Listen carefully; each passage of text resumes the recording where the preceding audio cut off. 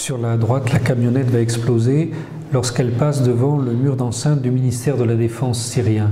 Ça se situe juste à l'entrée de la place des Omeyyades et on voyait à gauche le tunnel qui passe sous la place. La charge explosive est extrêmement forte et a fait trembler presque toute la ville. Une deuxième équipe est entrée déguisée en soldats syriens à l'intérieur du ministère de la Défense avec une voiture et la deuxième voiture explose donc un peu plus tard. Les assaillants, eux, vont pénétrer dans un des bâtiments du ministère de la Défense, espérant trouver les chefs d'état-major pour aller les assassiner. En fait, ils mettent le feu au bâtiment. Immédiatement, l'armée se retire de ce bâtiment et l'encercle. Il va s'en suivre une bataille pour neutraliser les assaillants. Cette opération a été revendiquée d'une part par la branche syrienne d'Al-Qaïda, d'autre part, d'après Al Jazeera, par l'armée syrienne libre. Ce n'est pas forcément contradictoire, puisque la plupart des experts aux États-Unis, y compris ceux du Council on Foreign Relations, considèrent que Al-Qaïda en Syrie est une branche de l'armée syrienne libre.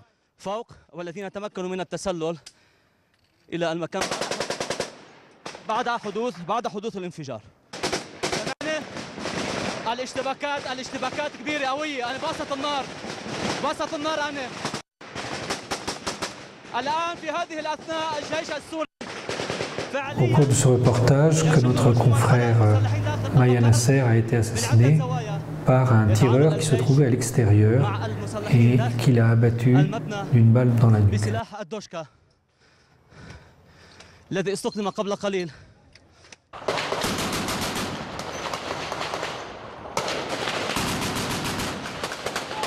Vous observez que la bataille est assez violente, mais est en fait d'une durée assez courte.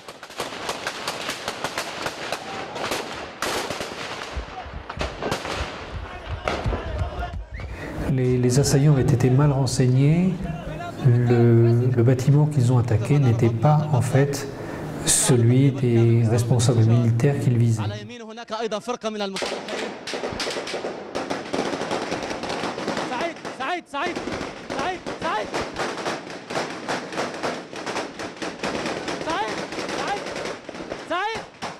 سعيد حبيبي صار في سلاح من جوا ها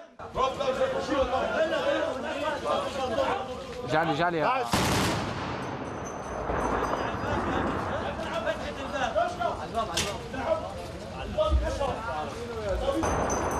En fait, l'opération nécessite très peu de personnel puisque ce sont tous des kamikazes. La condition évidemment c'est que chacun sait qu'il n'a aucune chance de survie. Les assaillants avaient prévu de se faire sauter eux-mêmes, ils avaient des ceintures d'explosifs. Ils devaient se faire sauter lorsqu'ils auraient rencontré les chefs de l'état-major.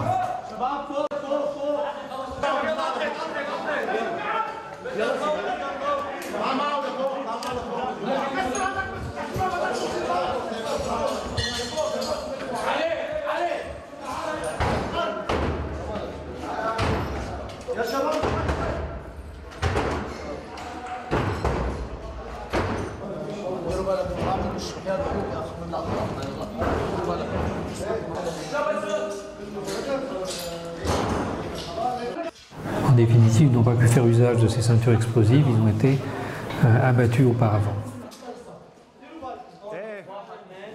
Donc, comme on le voit, cette opération, comme celle qui a décapité le commandement militaire à la mi-juillet lors de la bataille de Damas, ont pour finalité de priver la Syrie de son armée, de sa capacité de défense, alors qu'une partie du pays est occupée depuis 1967 par l'État d'Israël et que cet État d'Israël souhaite étendre encore son territoire.